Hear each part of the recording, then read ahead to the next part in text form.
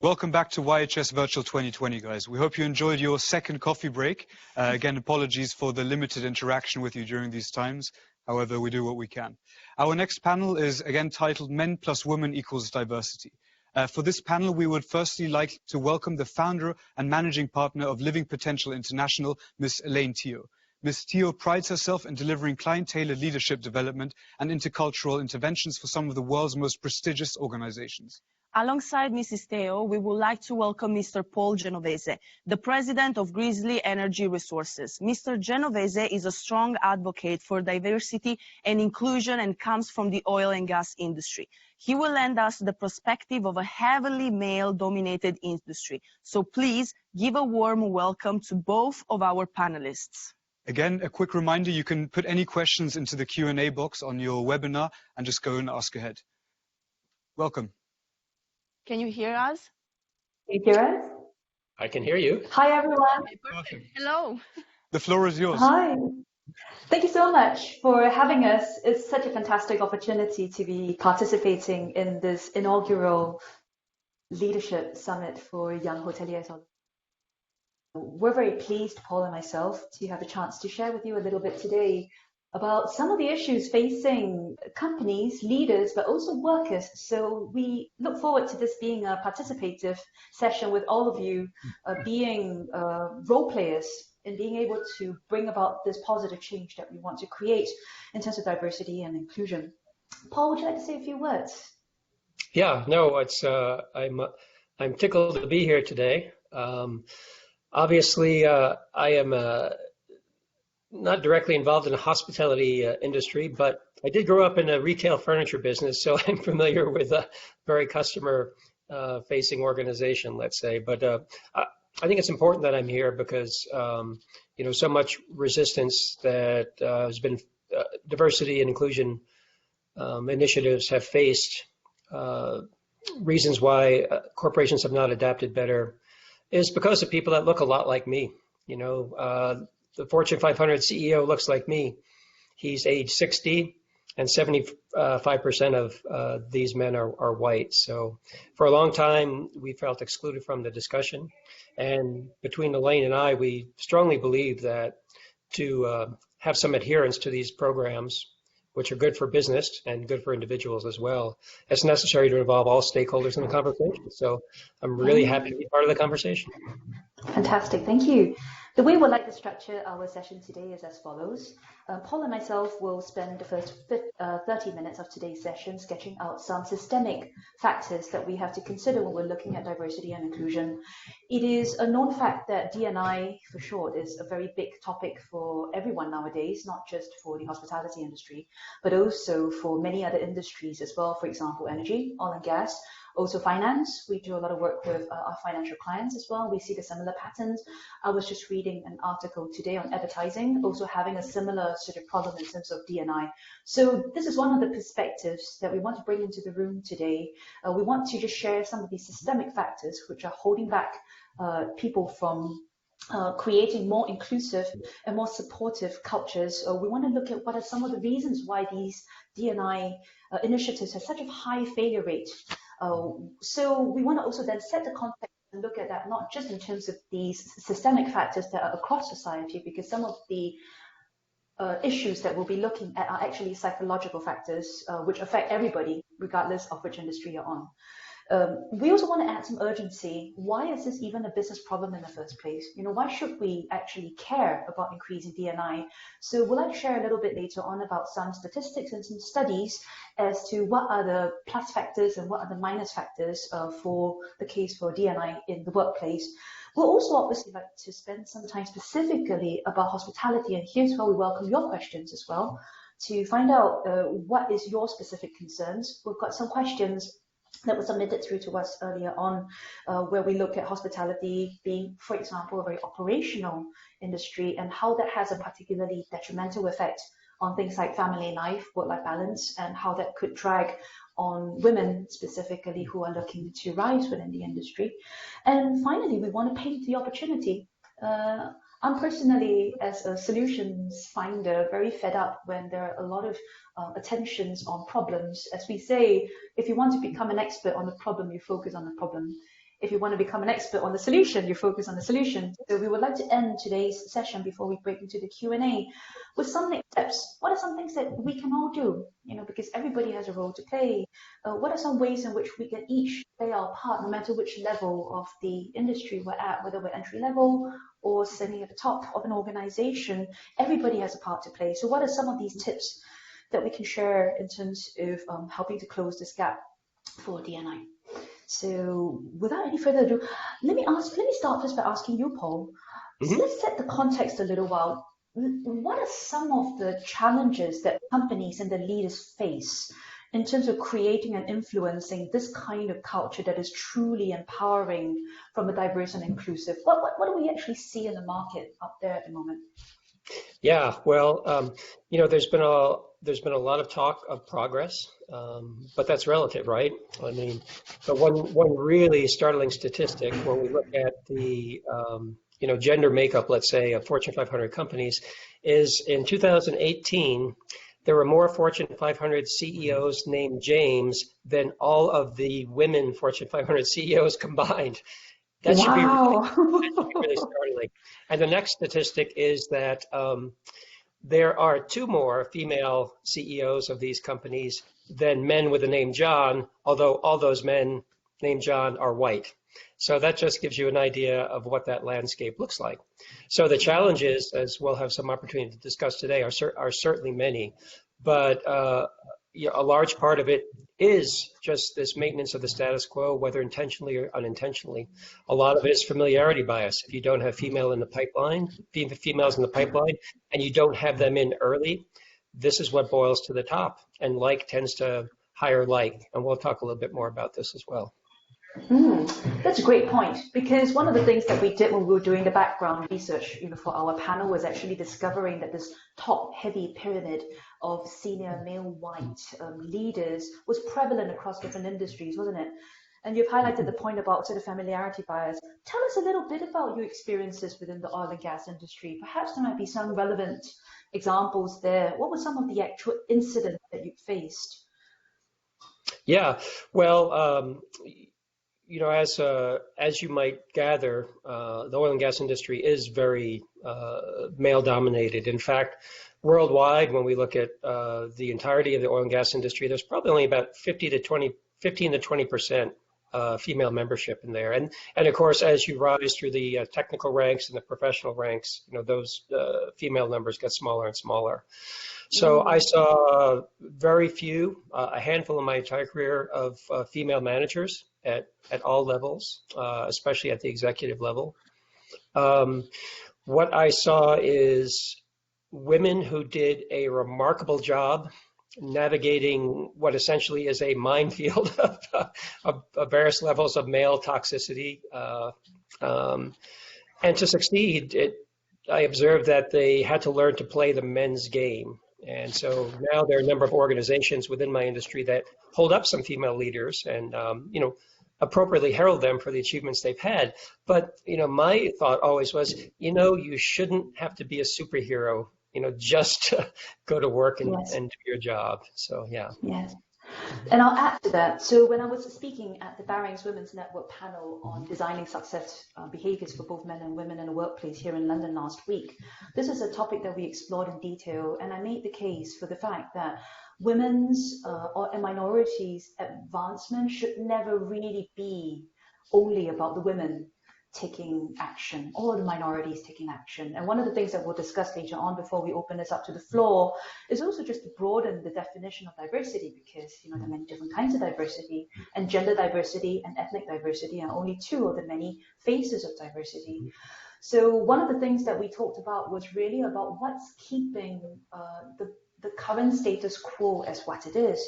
And in order to do that, I think we talked about things like the familiarity bias, but I think also there's a whole area, and here's where we get into a hospitality-specific challenge, which is around how do we look at the wider social pressures that play, across men and women. Let's just take that as one specific example. So if you were to look at many studies, for example, there was a recent Harvard Business Review study, which is excellent, which is published quite recently, And it talked about what are the real factors holding ambitious women back across industries. And one of them was about workload.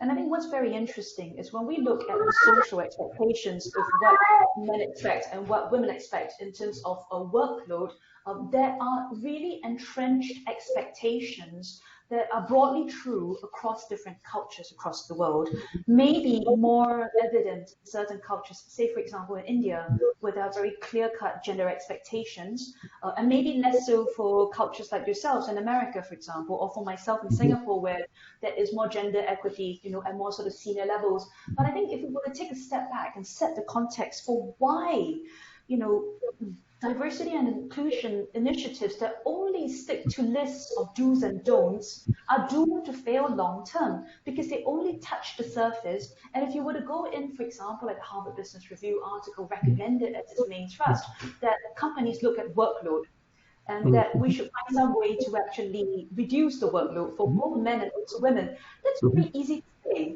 But what does that actually look like in terms of implementation? What one really needs to do is to take a step below and actually look at the kinds of social pressures. And many of these pressures are evident, and many of these pressures are silent. Growing up as a Singaporean Chinese woman, I can tell you straight away that in my culture, for example, you end up having a lot of expectations where my work can almost never really be number one. It has to be maybe joined number one with my role as being a mother, for example, or my role, as being a family person. But there's still large undercurrents, in many societies all over the world that result in this disparity of expectations of women needing to kind of be it all, be great at work, and at the same time, cook kids' meals, and at the same time watch the sort of rugby match with the men. I think it's both of us.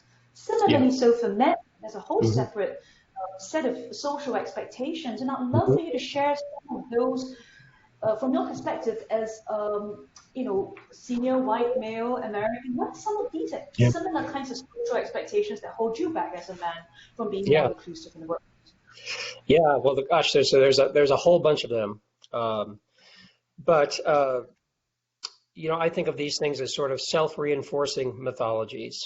That there are these social expectations for men and women, and they affect how we make decisions. So you mentioned the Harvard Business Review article about, part of the problem is that we're working too hard, and men would like to have opportunities for family leave and so forth, just as much as women do. But because of the societal pressures, it's easier for a man to say, I'm going to take one for my family, I'm going to work hard and succeed for my family.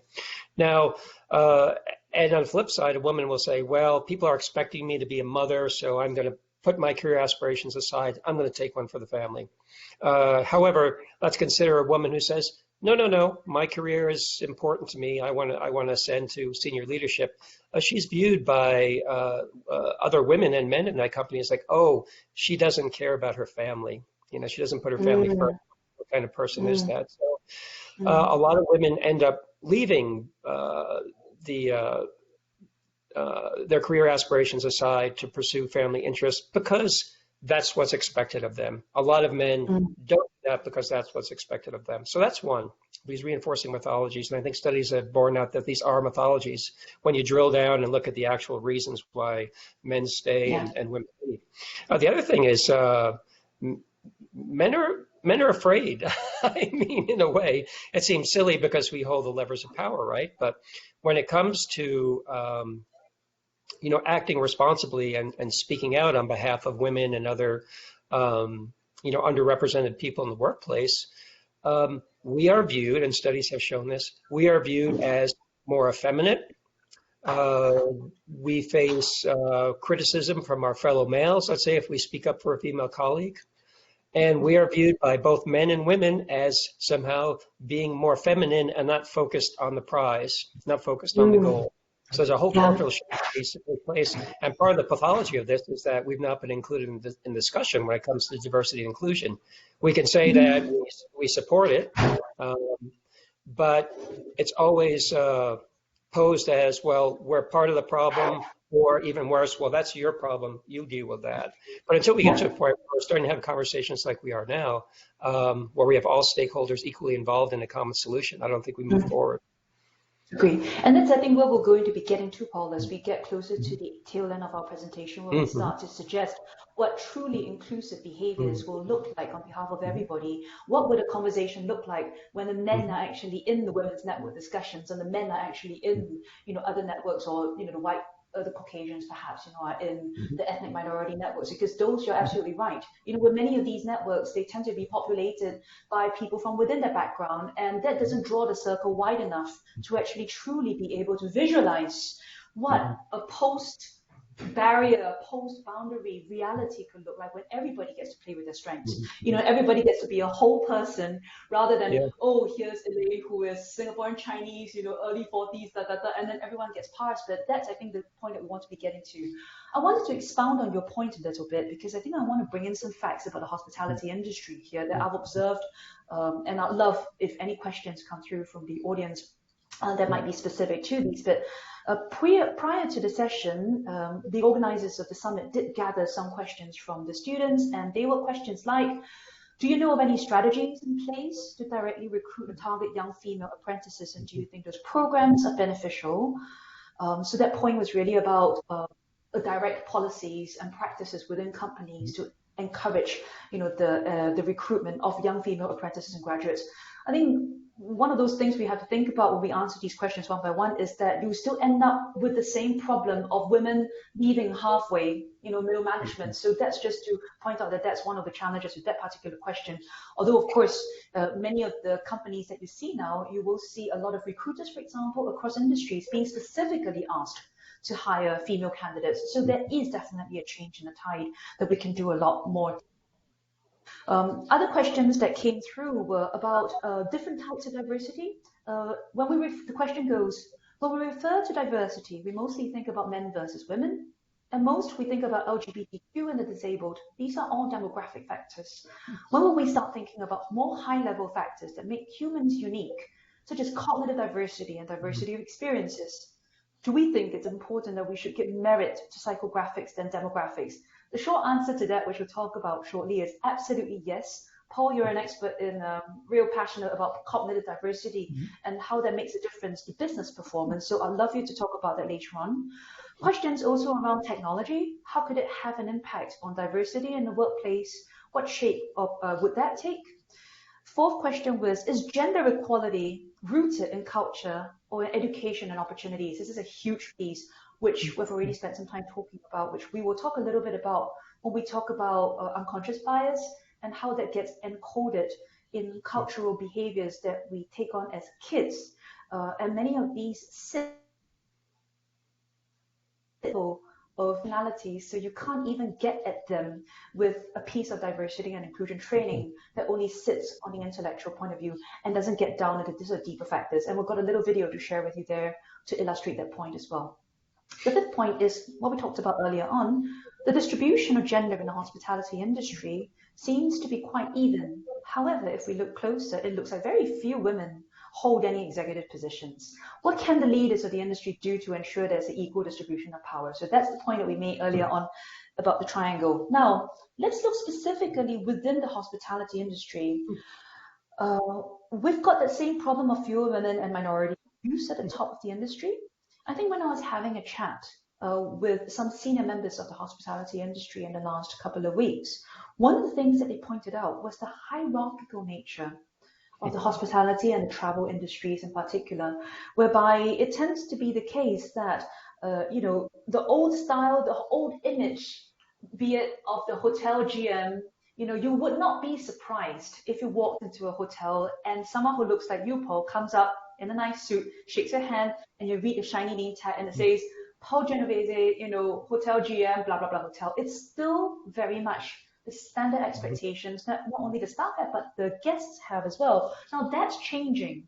Of course, the hospitality industry is in a state of transition like in many of the other industries, but it's still a bit of an uphill battle, I think, specifically within the hospitality industry, because the sense of hierarchy And I think many of you listening in who are from the hospitality industry, will recognize this. The hierarchy, this sense of command and control, of there being all these different, very clear tiers of staff, operational staff within the hospitality industry, is still perhaps more prevalent as a business model and as an operational model than in many other industries. So I think that's when we were thinking about the background to this session, that was one of the factors that we really identified. And I'd love to know in the Q&As if there are any specific questions around this particular point. If anyone wants to challenge us, please feel free to do so. I think also there's the whole sense of the fact that it is also a very demanding career for work-life balance. When I was taking part in the gender equity panel, which was 2 years ago, which was also organized by the École Hôtelière, it was the first ever student organized gender equity panel. And there was a very big topic there around how do we, as ambitious young female students, here at Lausanne, how do we crack this work-life balance equation? And it's particularly tough because there are many friends who are in hospitality, whether it's operations or whether it's events. And it's very clear that it is you're really on the job and you are at the beck and call of your VIP clients. We're seen also with the current situation. I lived through the travel industry during SARS, for example, because I was working with Singapore Airlines in sales and marketing. So I saw firsthand your load factors drop precipitously and you have to respond to that. So I think when it comes to the kinds of pressure that we see in terms of society, I think this seems to be a particularly acute problem. How does a talented, ambitious woman balance that challenge? I think the third thing also in terms of hospitality would be around the culture of the smiling face. When you think about service orientation, there's always this sense, if you think about your Four Seasons, you think about your Cathay Pacific, you think about, your Aman Resorts, and the image that you have is one of fantastic service, and fantastic service comes with a smile. It also comes with a certain blankness almost, like you are here to do the best by the client, and that almost means that you have to keep private however you're feeling. You just have to rock up to service with your best face on, and that is almost a culture of suppression that we see in other forward-facing industries as well. But I think when you look at the fact that this is an absolutely critical success factor for hospitality, I think that's a real challenge when it comes to the kinds of positive behavior we want to be encouraging when we talk about a truly inclusive workplace. Because in order to succeed in the hospitality industry, there's almost a certain amount of not bringing your emotions to work. So I think the question that we'd like to talk about is to throw it back to the audience, perhaps, as a follow-up discussion. What would a psychologically healthy workplace that balances these two aspects of being a human being? On the one hand, putting that service face up and being able to do that day in, day out to a certain level of consistency. And second of all, how do you self-care? How do you self-care as a person if you're having an absolutely crap day? If your grandmother is lying ill in a hospital and you still have to show up anyway, how can the industry help to support people, so that they can better then send that service out? And I think this is a real challenge when it comes to diversity and inclusion, because that aspect of what excellence is considered, dictates that. I think the final point, and this is a challenging one, is in the face of Me Too. So I had a couple of confidential conversations with a couple of young female professionals within the industry, and all three of them were questions of there was some harassment, on the job, and they felt very alienated and they felt very alone. So unfortunately, there was a real case of that silence really kicking in a negative way. Here is an industry that prizes people who present really well. And of course, this applies to men as well as to women. But if you've had a chance to go to the campus, for example, or the École Hôtelière, I mean, they are the best dressed. I think everyone here who knows the campus well would know that it's a campus where everyone's expected to present themselves very well. And unfortunately, when it comes to the kinds of behaviors that we want to encourage. The big question in the room is, how do men and women navigate this minefield, of there being a certain amount of attractiveness that's almost expected in the industry? How does one talk openly about it? How does one challenge that? How does one create a healthy company culture where you can kind of balance a certain amount of that attractiveness, but at the same time allow people to be whole? These are all pretty challenging questions.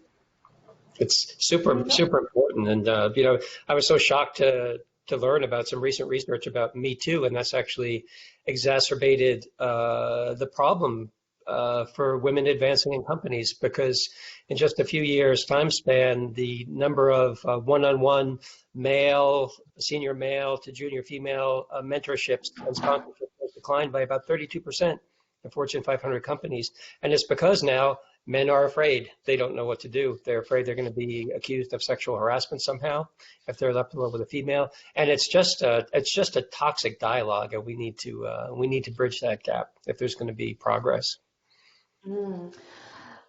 Let's have a look at the solutions now. We've talked about some of the problems, so we can hold those in mind. And then I think I'll like you to share a little bit about the upside. Let's look at things like cognitive diversity. Let's look at things like the business case, before we actually look at some of the behaviors that stand in the way of that. What do you have to share with us about why is it important for companies and leaders nowadays to create such an inclusive culture in the first place? What are some benefits that the companies and their employees can stand to gain from having a more diverse and inclusive culture? Well, certainly, yeah. I mean, there's a case for retention, for having a workplace where people are engaged. And a number of studies have shown when employees are engaged, their productivity increases like 60-something%. So there's that aspect of it. But if you just want to take the view of financial performance, there are a number of studies in the last 3 or 4 years that show unequivocally companies that have more diverse boards, more diverse senior leadership, and whose employees feel like their leadership walks the walk when it comes to diversity are significantly 25% or more profitable. So to me, those are established facts. I'm not sure how broadly those are accepted at this point, but that should be impetus enough. Yeah. What do you think are some of the factors underlying that superior performance? Let's take cognitive diversity, for example. Yeah. I remember you were telling, this fabulous story about cognitive diversity that you experienced in your workplace. Do you care to share that story? Yeah, absolutely. So, just as a bit of a backstory, when I left graduate school and went to work, I worked at Texaco Exploration and Production as a geologist, and I was selected to be on a global mentorship program. So we had about 75 students in that inaugural class, and I think we represented like 17 countries around the world, because Texaco, of course, is a global brand. And of course, there were people who didn't speak my language, didn't look like me at all. And so from a physical or demographic diversity standpoint, we all looked really different. I mean, it was obvious like who North American males were and who, let's say, Asian females were, and so forth. But we were given unbeknownst to us, we were given a number of psychometric tests, and one was the Curtin Adaptation Innovation Inventory, and this was one that measured your creative style. Are you, freewheeling and free thinking, or do you feel more comfortable close to the fence? And as another project, we were given a blank piece of poster paper, and we had about a month to create a poster, and all we were told was make a poster about your heroes. No guidelines, whether you use pictures or words, whatever. And then when we assembled as a global group again, the 75 of us in Houston, we were asked to put our posters to the corresponding number on the wall. And you could see how the style of the posters changed as we went around the room. One side was all bullet points, people itemizing who their heroes were. Somewhere in the middle, there were a lot of pictures. And on the other end, there was basically a narrative describing. And so we looked around the room and we were like, oh my gosh, there's a pattern here. And that pattern was revealed by that psychometric test. And so the person out of the group of 75 who was most like me was a female Nigerian production engineer. And we were the only two in the room that expressed, who our heroes were through pictures only. And she looked at me and I looked at her and we just busted out laughing because it just basically dispelled any notion that because we look different and we come from, distinctly different backgrounds that we think differently. In fact, we thought very much alike. Well, that's such an interesting story. What do you think are some of the dangers, therefore, in companies perhaps making the assumption that just because this is a young, a female Nigerian engineer and this is, a senior male white American, that therefore they must. No, I was a junior at that point, but yes, I was white. Yeah. How do you think that might be a danger? Do you think it's important to have physical diversity anyway? I do. Yeah. And there's a lot of research that has borne that out. I mean, we can talk a little bit more about sort of the tailor-made ideal team to solve a particular type of problem. But if you do nothing else, put people together that look differently, that have different ethnic and educational backgrounds, people of different ages and so forth. Because what the research shows is that when we see someone who is different than us, we think about how we think about our own problems. And it's a little bit strange. So we think that that person looks different than me, they're going to challenge my ideas. They're going to have a different opinion. So I think more critically of my own ideas, and ultimately that brings a better solution to the table. So if you do nothing else, yes, please do assemble groups of people that look differently together. So that's one tip that we could take away to actually make a concrete attempt to put people there. And I definitely think that's the case when you start having board type situations where you have groups whereby you just simply having more of that physical diversity around just breaks everybody out of that group thing that you talked earlier on about. Talk about how cognitive diversity and neurodiversity can actually help companies to come up with better solutions to problems. How does that work? Right. Well, when we talk about cognitive diversity, we're really talking about diversity of thought. And when it comes to things that companies are interested in, I mean, what's the big buzzword we hear everywhere? It starts with an I. It's innovation, And I remember being told, okay, we got to get on this innovation background. General Electric was at the forefront of this. Jack Welch, you may have heard of, was a real pioneer and pushed this. And so we were told by our management, go out there and innovate. It's not that easy because, we all think differently. So if you want to come up with the best solutions to a problem, you want to assemble a group of people who are comfortable with generating lots of different ideas and bring that marketplace of ideas to the table. Conversely, and this could be in terms of like a product lifestyle, once we have some good ideas and we want to, select one or two, and we want to package them and market them neatly, well, maybe you want people who are a little bit more constrained in their thought process and are detail oriented and so forth. Yeah, so by defining the problem at hand, you can get a better idea of what sort of individuals or what sort of mix of individuals you need to assemble to best solve that problem. Yeah. Let's go now into solutions. As one of the status quo, perhaps, I'm sorry to box you in a corner over there, but someone who is passionately interested in moving the needle with regard to making companies more diverse and inclusive, what do you think are some things that the senior male white leaders in industries, hospitality included, can start to explore? What are some best practices you think? Yeah, well, I'm not sure you start at the top. I mean, we could talk about this. We talk about leadership within, but for enlightened males, in senior roles, they do have a unique opportunity to have an impact. And we talked about this when we were at a panel at Barings Bank talking to the CFO there. He was very receptive to the D&I initiatives that Barings is bravely taking on now, and just happens to have 3 daughters. So that is the single greatest metric when it that determines whether or not men really fully embrace these ideas. So we need men like that in those positions to really walk the walk. And it's not enough to say, yes, I support maternal leave or family leave. You have to take it. Right? You have to lead by example. Another real big issue that is cited by females who decide to leave their career aspirations aside is that they don't feel like they're mentored. They don't feel like they have a sponsor. They feel essentially unsupported, and this becomes increasingly so as they rise to the ranks of the company.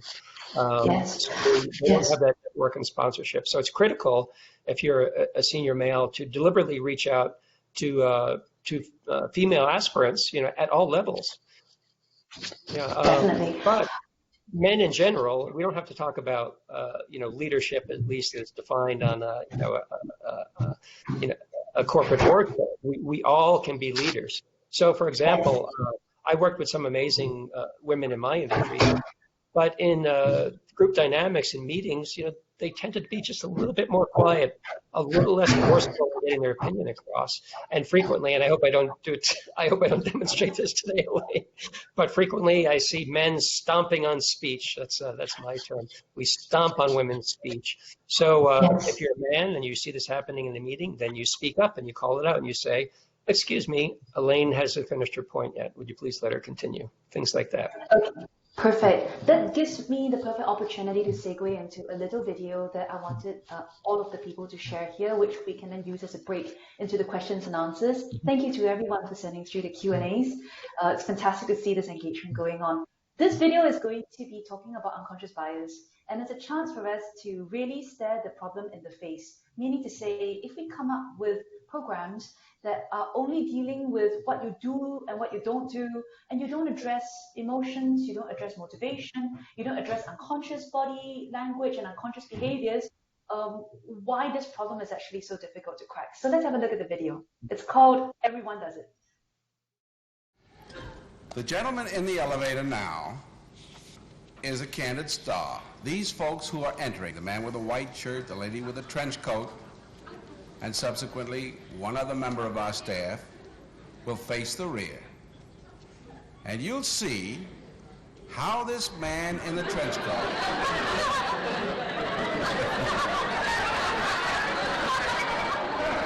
tries to maintain his individuality, but little by little,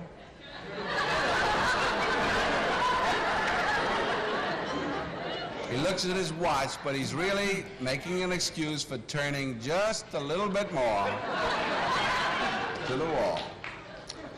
Now we'll try it once again. Here's the candid subject. Here comes the candid camera staff, 3 of them at least. And this man has apparently been in groups before.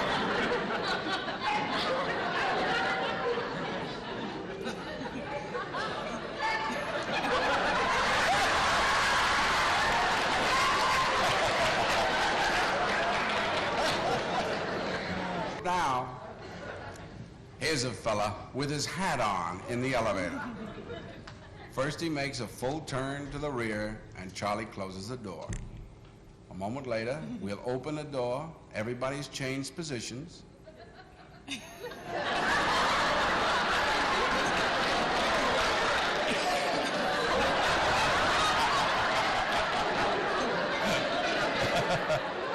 Now we'll see if we can use group pressure for some good. Now, in a moment, on Charlie's signal, everybody turns forward. Notice they take off their hats. And now, do you think we could reverse the procedure? Watch.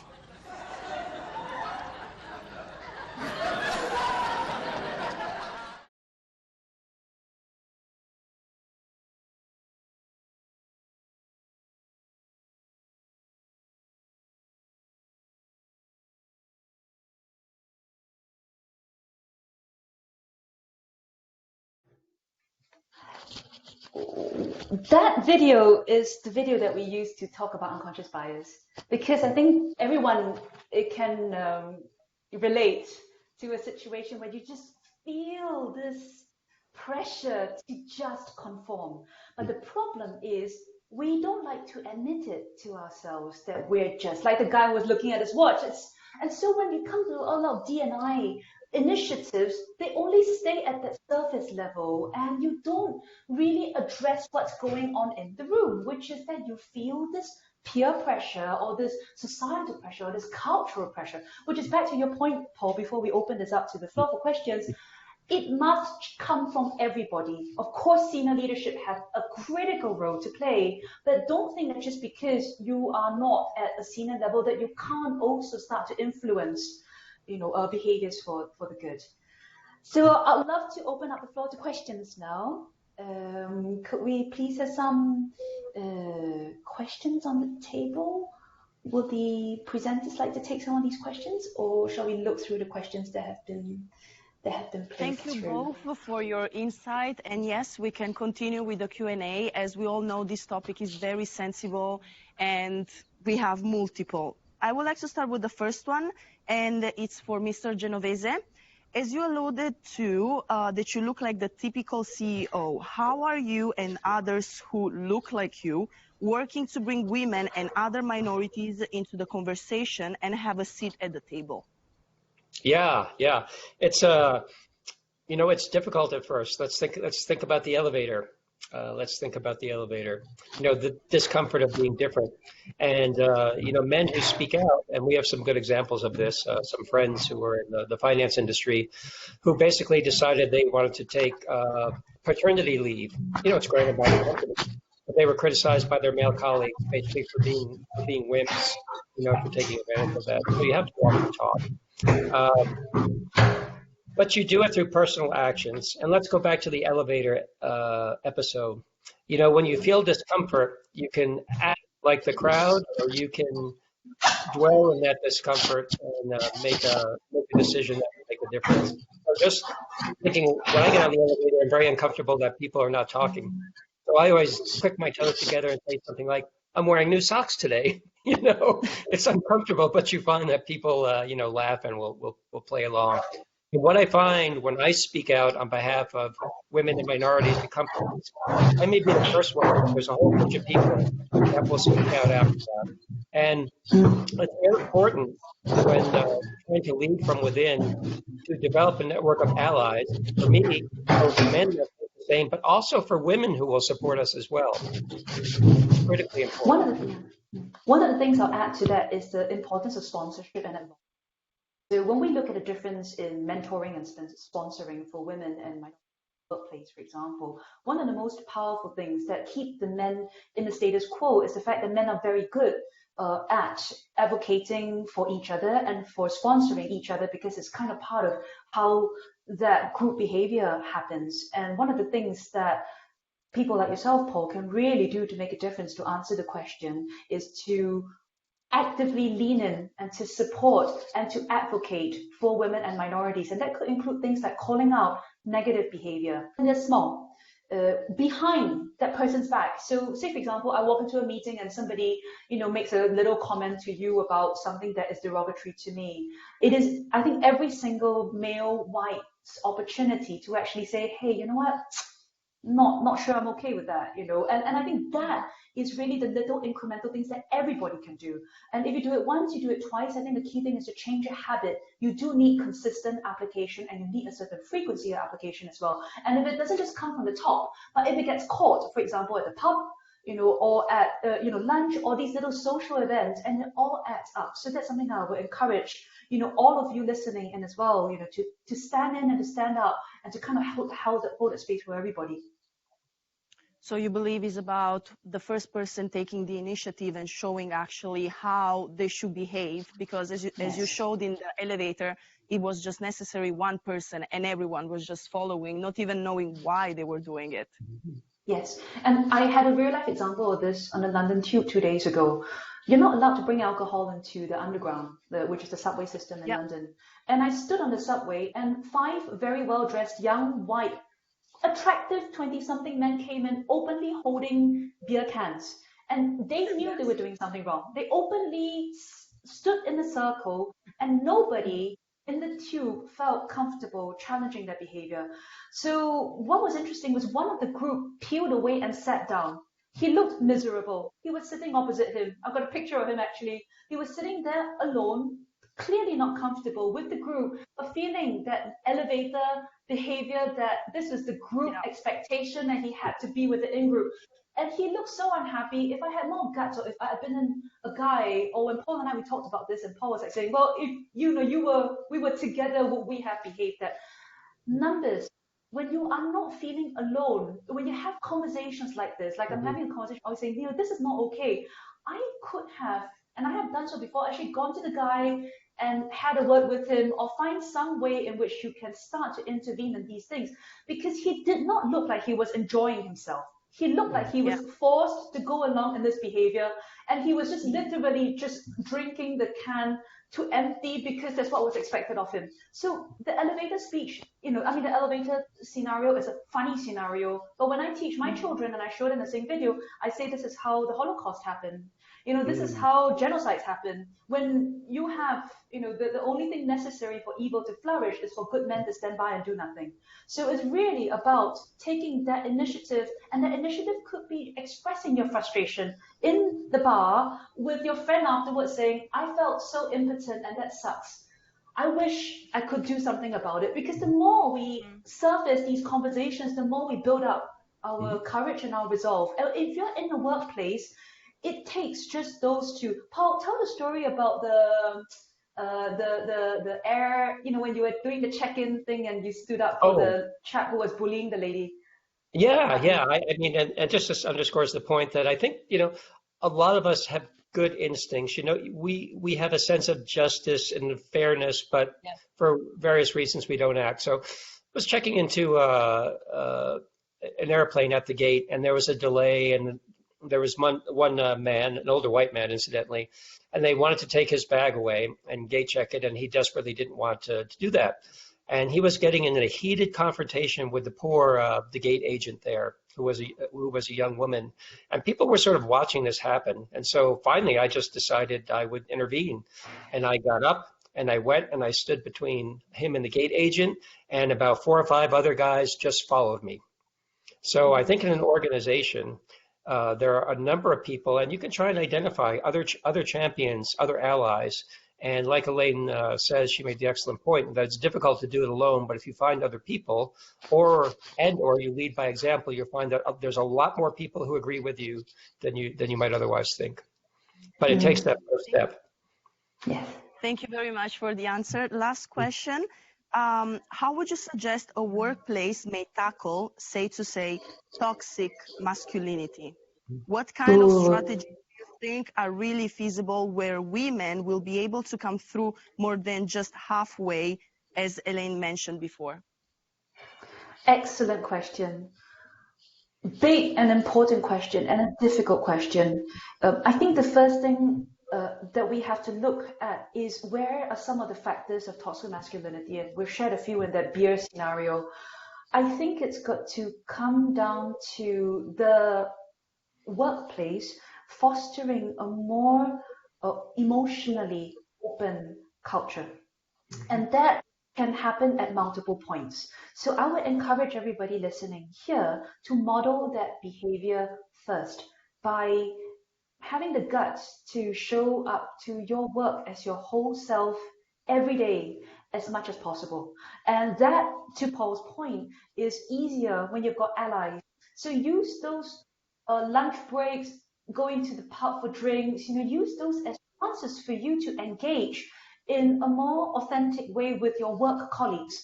And if you open that interaction as diversely as possible, what you're actually doing is building an informal network that is emotionally connected based on the whole person that you are. So some tips could be, for example, asking about people's family, or you talking about something, but you want that conversation to end up being personal, because one of the large factors behind toxic masculinity is the fact that we have whole generations of men who have grown up being taught to suppress their emotions. And this is true worldwide. And they've been taught that in things like team sports and things like warfare, if you stop and look at the way in which a young boy and a young girl grow up, and I've got 2 sons, one's age 13, one's age 11, I've got a daughter age 9, and I see every day the different cultures that they grow up in, the boys' school and the girls' school. In the boys' school, what happens is team sports. I've been in football fields where I've seen my son's friend limping off with the blood streaming down from his nose, and there's a woman going, oh my God, poor thing, this is that. And what are the fathers doing? The fathers are going, yeah, good on you, you're being so brave. the huge messages being passed on to young men and young women starting already from age 5. And don't forget, every young boy plays football or something, but not every young girl plays netball or lacrosse. Team sports is one of the breeding grounds, for these kinds of emotion suppressing behaviors, where the kind of messaging that comes through is, you got to take it for the team, you can't show any weakness, you've got to keep a chin up, don't show pain, they will take advantage of you. So it's no wonder that so many men bring that into the workplace. So I think the first thing is to start first by understanding that these are some of the factors that we're playing against, and some of these behaviors, like the lift behavior, have gone on for a very long time. So we mustn't expect that we're going to be able to change things overnight, but we must redouble our determination to, just like a drop of water, every day, just whittle away at that. Paul, what are your thoughts?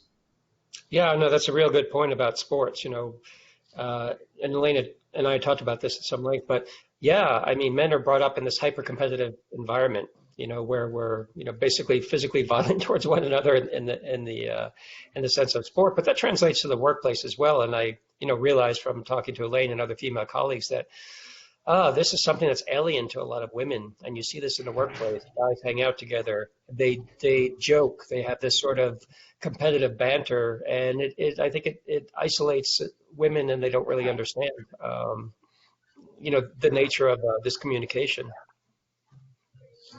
Yeah. So hopefully that gives some ideas in that. Yeah. Thank you very much for both of your really incredibly valid points. And I'm sure all of you at home were inspired by this incredible discussion. And we really hope that the future of our industry can continue without the presence of these biases, and that you all take the advice of our panelists at home. To you both, thank you very much for joining us today. You've been the last panel for this afternoon, and it's been really wonderful having you on board. So yeah, huge thanks to you both.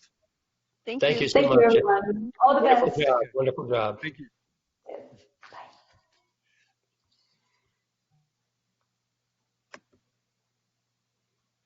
Now, that was one hell of a way to kick off our first ever YHS Virtual Summit. Just a little reminder for for you that you didn't subscribe yet for the second day, don't worry, you will receive a second email where you can just join for tomorrow. And then second, we apologize for the small technical issues that we had during the event. However, we really hope you were able to catch any comment and any insight of our experts. Yeah, as she said, it's been an incredible afternoon. And again, we want to emphasize how much we value and treasure the input given by every party to really make this event as incredible as it was for us as well personally. So we hope you all learned and you've received valuable insights from today. You walk home with really the growth mindset and building onto the future. It's all of you who have come together who really inspired us and our team to do whatever stood in our power and really make these days happen. And we cannot thank you enough for this. As we come to the end of day one of YHS Virtual, we would like to remind you all that we continue with the Virtual Summit tomorrow at 4 p.m. Central European Time. We hope you have all enjoyed this afternoon's event and send our best to everyone around the world. From your YHS team here at EHL in Lausanne to all of you around the world, good morning. Good evening. And good night. Thank you.